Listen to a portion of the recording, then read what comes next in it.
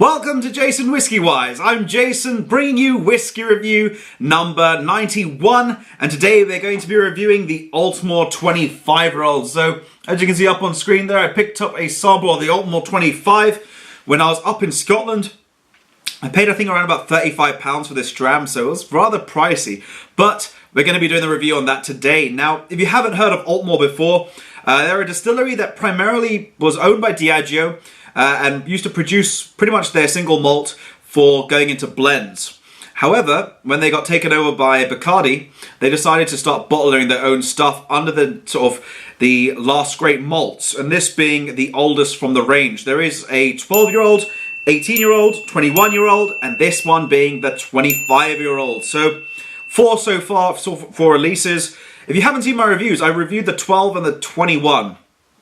I just got the 18, so effectively, after this review and that one, we'd have done the whole Aultmore range and the last great malts from Aultmore, or well, from Bacardi. So, enough talking, let's get into the pouring and into the review itself. So, getting into the review itself. So this one, in terms of the actual age statement in my review style structure, it is a 25-year-old whiskey, bottled at an ABV of 46%. The cask selection, they don't actually specify anywhere online, so I think it's a combination of bourbon and sherry, because I don't think it's a single cask bottling. In terms of the distillery, it is the Aultmore Distillery, which you can see over there. Rather interesting, quite a nice place. The parent company for them are Bacardi, and they only own, I think, around about 5 distilleries in their portfolio, and the region is from the Spey side of Scotland, so Aultmore producing quite a nice light style, and also I think they're called a Bucky Road. So the actual price point of view on that bottle over there is £345. £34 would have been absolutely lovely. So £345, I saw that on the Whiskey Exchange, Master of Malt. I think the whiskey shop, most of the shops here in the UK or online had it at £345. However, Amazon, because of Black Friday coming up, have it at the minute at, I think it was £254, and that's directly from Aultmore, from Bacardi. So that is a really, really good price. So in terms of exclusivity, no, it is not exclusive, even though they say it is very rare. It's been out since 2014, so don't really see it being very rare if it's got so many, well, sustaining on the market for such a long period of time. In terms of caramel color, no caramel color is added, so this is all natural whiskey over there. You can see that it's got a little bit, it's much darker than the 12 and the 25. So I'm going to go in terms of assessment of colour. Let me know what you think down below. If you've tried any of the Aultmores, do let me know down below in the comment section, because I'd rather be interested. And we're also close to review number 100, which I'm excited about. So anyway, yeah, getting back to that, I'm going to say it is a burnt amber, as it's got quite a nice dark, rich appearance to it. That is definitely some sort of sherry cask. 21 was primarily just bourbon casks. This one definitely looks like a bit of sherry has been influenced on the colour. So, let's begin by assessing the nose. Into the nose. Definite sherry character coming through on the nose of this whiskey. I'm getting sort of like what reminds me of caramelized green apples, a bit of toffee, a bit of even sort of spice. Cinnamon powder coming through, but a sweet cinnamon powder, complemented with a little bit of nutmeg, like a dash of nutmeg over the top. The sweetness of sultanas comes back through. And now you're getting sort of like dried fruits, dried oranges, conference pears, but almost like a ripe conference pear, not like an early stage of it. Not like a raw one, so to speak. A little bit of sort of soft green apples. It's kind of like summer fruits all in sort of in the nose, but then you're getting also like a little bit of that dried orange coming through, which is very interesting. Really combining quite nicely well together. So next move into the actual palate of this whiskey. So into the palate. So moving into the palate for this whiskey, very interesting. A lot of sort of interesting character complexity in the beginning of this one. It's like sweet honey, or maybe say sweet bread. Still getting sweet honey actually coming through after that. Very interesting. So sweet honey, but almost like there's like a peppery spice that follows immediately like that, right behind it. So I'm going to say like a sweet sort of white, coated in a white, sort of coating a white, sweet honey coating a white pepper. A very interesting tasting note. Soft ripe pears coming through as well.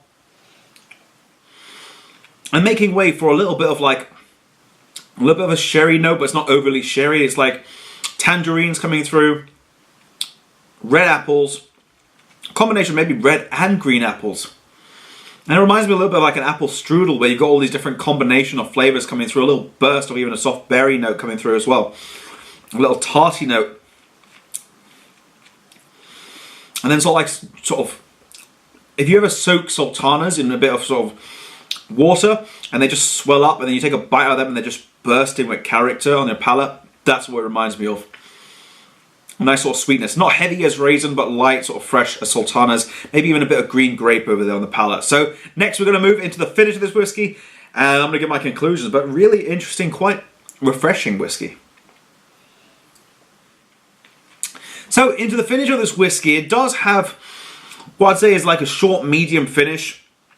I'd like it to stay a little bit longer, prolong itself, really just show the full sort of character that the whiskey can have, but it just ends rather abruptly.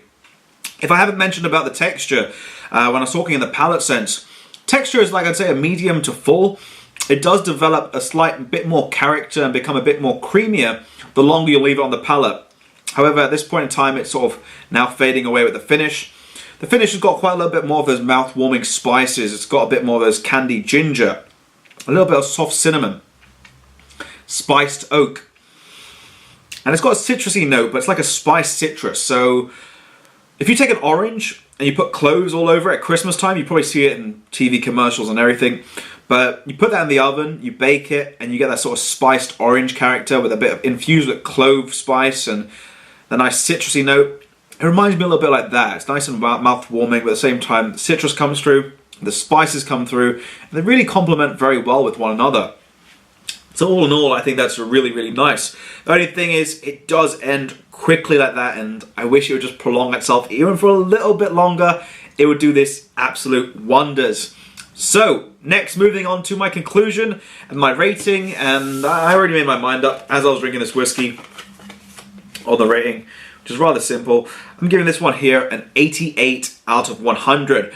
The reason behind that is because I felt the finish just collapsed a bit too quickly. The nose of this whiskey is absolutely lovely. Palate, really enjoyable.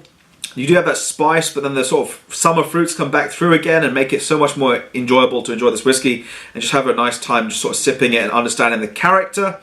The finish just ends a bit too abruptly, and that's, I feel, the only downside, and the spice just comes through a little bit. But it's not too powerful.